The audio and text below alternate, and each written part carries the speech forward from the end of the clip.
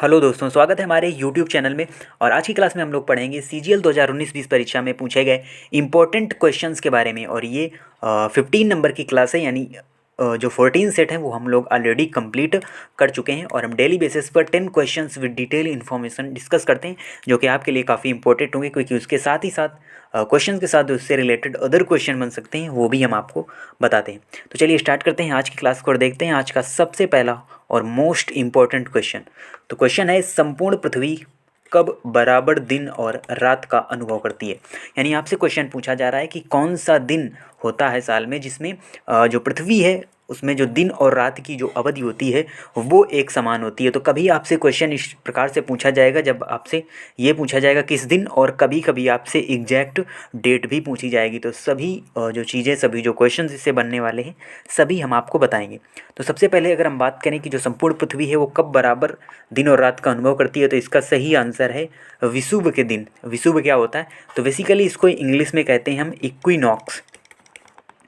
Equinox का मतलब होता है जब दिन और रात की अवधि बराबर हो, और ये एक प्रकार से हम इसको नाम हमने दिया है विषुव का, इक्विनॉक्स का जिसे कहा जाता है। और इसी दिन ये जो घटना है साल में 2 बार होती है, यानी साल में 2 बार विषुव की घटना होती है जिसमें पृथ्वी बराबर दिन और रात का अनुभव करती है। यानी इन 2 दिनों में जो दिन और रात की अवधि है वो एक समान होती है, तो साल में 2 बार। तो ये जो डेट है वो आपको याद रखनी है कब कब। तो एक डेट है यहाँ पर 21 मार्च वसंत ऋतु में, और शरद ऋतु में 23 सितंबर। तो देखिए ये क्वेश्चन भी पूछा जा चुका है, यूपी ट्रिपल एससी पीटी में क्वेश्चन आया था कि पृथ्वी में दिन और रात की अवधि कब समान होती है। तो वहाँ पर ऑप्शन दिया हुआ था 21 मार्च, और यही हमारा सही आंसर था।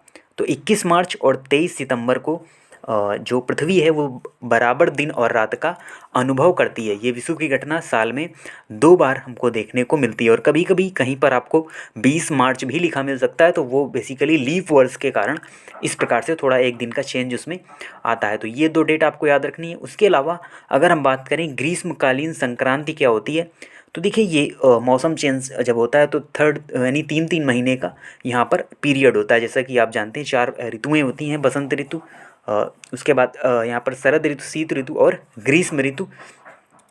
वर्षा ऋतु से कई सारी ऋतुएँ होती हैं, लेकिन जो ग्रीष्मकालीन संक्रांति जिसे कहते हैं वो किस दिन होती है, तो ये होती है 21 जून। 21 जून के दिन को हम ग्रीष्मकालीन संक्रांति के नाम से जानते हैं। और इस दिन क्या होता है, जो उत्तरी गोलार्ध है उसका सबसे बड़ा दिन होता है, और जो हमारा भारत है वो उत्तरी गोलार्ध में ही स्थित है। तो 21 जून को सबसे बड़ा दिन होता है पृथ्वी में, यानी इस दिन जो दिन की अवधि है वो रात की अपेक्षा काफ़ी ज़्यादा लंबी होती है। उसके अलावा अगर हम बात करें साउथ हेमीस्फीयर में, तो यही साउथ हेमीस्फीयर का सबसे छोटा दिन होगा। उसके अलावा शीतकालीन संक्रांति की हम बात करें तो ये डेट होती है हमारी 22 दिसंबर। तो 22 दिसंबर को उत्तरी गोलार्ध का सबसे छोटा दिन होता है। और वैसे भी आप देखते हैं ग्रीष्म ऋतु में, यानी ग्रीष्म काल में आप देखते हैं वैसे भी दिन की अवधि है जो वो लंबी होती है। तो इससे आपको याद रहेगा कि जून में हमारी जो भारत में अगर हम बात करें तो गर्मी का ही सीज़न होता है बेसिकली जून में। तो जून में सबसे बड़ा दिन होता है 21 जून को, और सबसे छोटा दिन होता है 22 दिसंबर को। और अगर हम बात करेंगे यही दक्षिणी गोलार्ध में, तो यही चीज़ें वहाँ पर उल्टा होंगी। तो ये जो 4 डेट हैं आपको याद रखनी है। 2 यहाँ पर विषुव की दिन है, विषुव की जो डेट्स हैं यानी 21 मार्च और 23 सितंबर। उसके अलावा ग्रीष्मकालीन संक्रांति 21 जून। तो अगर आपसे क्वेश्चन पूछा जाता है पृथ्वी में सबसे बड़ा दिन किस दिन को माना जाता है, तो ये अलग अलग होंगे दोनों। आपसे गोलार्ध भी वहाँ पर पूछा जाएगा क्वेश्चंस में कि उत्तरी गोलार्ध का सबसे बड़ा दिन किस डेट को होगा, तो ये होता है 21 जून, और सबसे छोटा दिन उत्तरी गोलार्ध का वो है 22 दिसंबर। तो इससे बनने वाले जो भी क्वेश्चन है आपको अच्छी तरीके से याद रखने हैं। और हम एक इमेज के माध्यम से भी यहाँ पर देख लेते हैं। देखिए इस प्रकार से पोजीशन होती है, क्योंकि जो पृथ्वी होती है वो सूर्य के लंबवत होती है, उसे ही हम यहाँ पर विषुव कहते हैं। तो इस दिन क्या होती है, पृथ्वी सूर्य के लंबवत होती है, और इसीलिए जो दिन और रात की अवधि है वो हमारी समान होती है। तो एक डेट हमारी 21 मार्च और ये है हमारी 23 सितंबर। तो 23 सितंबर और 21 मार्च इन 2 दिन हमको देखने को मिलती है, जो पृथ्वी में दिन और रात की अवधि है वो समान होती है। उसके अलावा ये जो हमारी विंटर यानी जो शीतकालीन संक्रांति है ये 21 दिसंबर या 22 दिसंबर। तो हमने आपको बताया कहीं कहीं पर आपको एक डेट का जो फ़र्क है वो देखने को मिल सकता है, क्योंकि ये लीप वर्ष की वजह होता है। किसी किसी साल अगर लीप वर्ष पड़ता है तो वहाँ पर ये डेट्स बदल जाती हैं। तो ये आपको यहाँ पर याद रखना है। इससे रिलेटेड जो भी क्वेश्चन बनते हैं सभी के बारे में आपको अच्छी तरीके से याद रखना है। बढ़ते हैं हम अगले क्वेश्चन की ओर। और अगला क्वेश्चन है, आधुनिक ओलंपिक स्वर्ण पदकों का प्रमुख घटक क्या होता है। तो आपसे पूछा जा रहा है जो ओलंपिक में मेडल्स दिए जाते हैं तो इनमें जो स्वर्ण मेडल दिया जाता है, यानी जो कि गोल्ड मेडल दिया जाता है फर्स्ट पोजीशन के लिए, तो इसका प्रमुख घटक क्या है, यानी स्वर्ण है, कांसा है, तांबा है, रजत है। तो देखिए यहाँ पर आपको जानकर आश्चर्य होगा कि जो ओलंपिक में दिया जाने वाला स्वर्ण पदक है इसमें जो सोने की मात्रा है वो बहुत ही कम होती है। इसमें सबसे ज़्यादा होती है चांदी, जिसे रजत भी कहा जाता है। तो सबसे ज़्यादा सिल्वर का यूज किया जाता है गोल्ड मेडल को बनाने के लिए। तो आप इस धोखे में ना रहें कि स्वर्ण पदक है तो उसका जो प्रमुख घटक है वो स्वर्ण ही होगा, ऐसा बिल्कुल भी नहीं होता। जो गोल्ड मेडल में अगर हम बात करें तो 92.5% यहाँ पर क्या होती है, सिल्वर होती है, यानी कि चांदी होती है। उसके अलावा बात करें तो 6.5% यहाँ पर तांबा होता है, कॉपर होता है, और उसके अलावा 1% ही यहाँ पर आपको सोना देखने को मिलेगा। तो 1% ही सोना होता है गोल्ड मेडल में, बाकी सिल्वर की मात्रा इसमें सबसे ज़्यादा होती है। और इससे रिलेटेड डिटेल में हमने वीडियो भी बनाया है अपने चैनल पर, जिसमें स्वर्ण पदक में क्या मात्रा होती है, उसके अलावा जो सिल्वर मेडल है या ब्रॉन्ज मेडल है उसमें किस प्रकार से किन किन धातुओं का उपयोग किया जाता है, इससे रिलेटेड वीडियो आपको ऊपर आई बटन में मिल जाएगा, वहाँ से आप उसे डिटेल में देख सकते हैं और इससे रिलेटेड इन्फॉर्मेशन वहाँ पर आपको मिल जाएगी। बढ़ते हैं अगले क्वेश्चन की ओर। अगला क्वेश्चन है, जीरोफ्थैल्मिया रोग किस विटामिन की कमी से होता है। तो देखिए ये जो जीरोफ्थैल्मिया जो रोग है ये बेसिकली आँख से रिलेटेड रोग है, आँख से संबंधित ये रोग है। और आँख से संबंधित जितने भी मोस्टली रोग होते हैं वो हमारे होते हैं किस विटामिन की कमी से, तो वो है विटामिन ए। तो आपने पढ़ा भी होगा विटामिन ए की कमी से रतौंधी रोग भी होता है। तो उसी प्रकार से ये भी एक आँख का ही रोग है जीरोफ्थैल्मिया, और ये भी विटामिन ए की कमी से ही होने वाला रोग है। उसके अलावा बात करें अगर हम विटामिन के, तो इसकी कमी से एनीमिया रोग होता है, विटामिन सी की कमी से यहाँ पर स्कर्वी रोग होता है, उसके अलावा विटामिन डी की कमी से रिकेट्स नामक रोग होता है।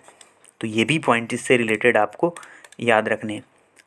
अगला क्वेश्चन है, निम्न में कौन सी चौथी शताब्दी ईसा पूर्व मगध की राजधानी थी। देखिए मगध साम्राज्य था, तो आपसे पूछा जा रहा है चौथी शताब्दी ईसा पूर्व उसकी राजधानी कौन सी थी। तो उसकी राजधानी थी राजगृह। तो बिहार में ही ये स्थान पड़ता है राजगृह, तो यही वहाँ पर चौथी शताब्दी ईसा पूर्व में मगध की राजधानी थी।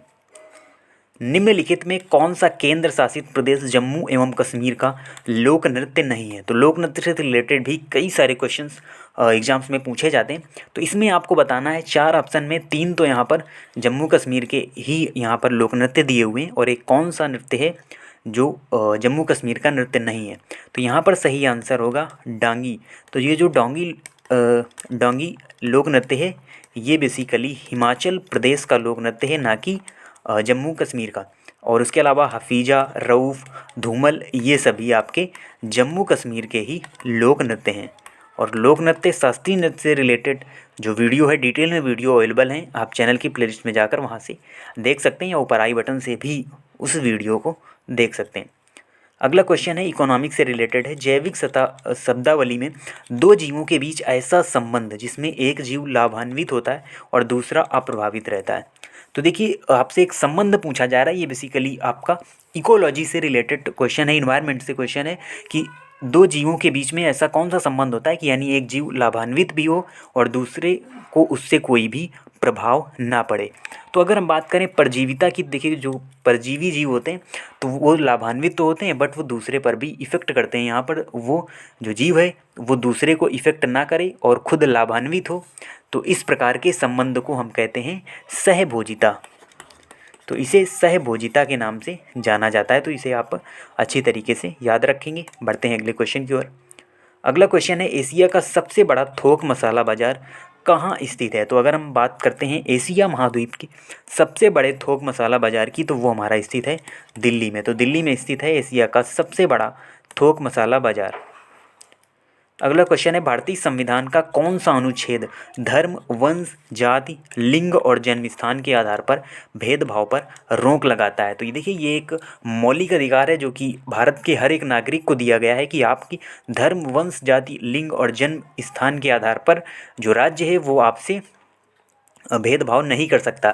राज्य का यहाँ पर मतलब कोई पर्टिकुलर स्टेट नहीं है, बल्कि उसमें बहुत सारे संगठन भी आते हैं, सरकारी जो संस्थाएं हैं वो भी आती हैं राज्य के अंतर्गत। राज्य की परिभाषा पॉलिटी में आपको बताई गई होगी। तो यहाँ पर आपसे धर्म, वंश, जाति, लिंग और जन्म स्थान के आधार पर भेदभाव नहीं किया जा सकता। ये एक मौलिक अधिकार है जो कि भारत के हर एक नागरिक को दिया गया है। तो ये बात संविधान के किस अनुच्छेद में की गई है? तो यहाँ पर सही आंसर होगा अनुच्छेद 15 यानी आर्टिकल 15 के अंतर्गत ये प्रावधान किया गया है। और इससे रिलेटेड एक मूवी भी बनी है आर्टिकल 15, तो आप उसे भी देख सकते हैं अगर आप जो हिस्टोरिकल या इससे रिलेटेड सोशल अवेयरनेस से रिलेटेड मूवी देखना लाइक करते हैं।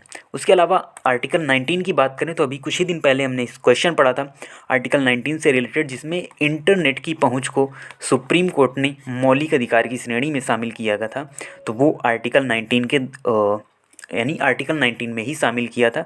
इंटरनेट की पहुंच को एक मौलिक अधिकार का दर्जा दिया गया था।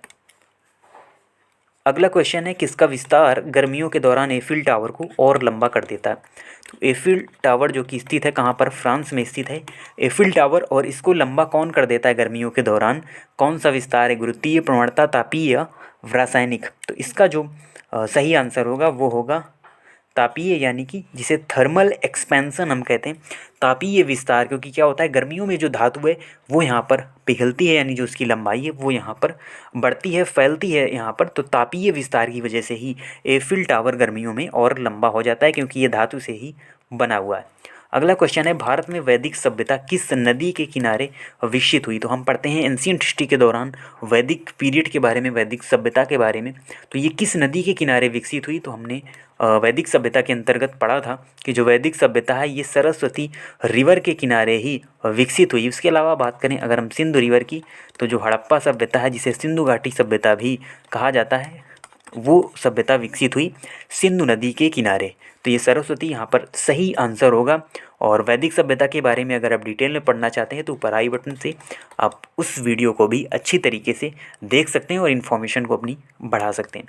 तो ये हमारे आज के इम्पोर्टेंट 10 क्वेश्चन थे और ये हमारा सेट नंबर 15 था। तो 3 सेट हमारे और बचे हुए हैं और हम 2019-20 के CGL एग्ज़ाम में पूछे गए जो क्वेश्चंस हैं उनको यहाँ पर अच्छी तरीके से कंप्लीट कर लेंगे। और इसकी PDF ऑलरेडी आपको टेलीग्राम चैनल पर अवेलेबल करा दी गई है, तो वहाँ से आप पहले क्वेश्चंस प्रैक्टिस कर सकते हैं और आउट ऑफ 10 अपना स्कोर चेक कर सकते हैं।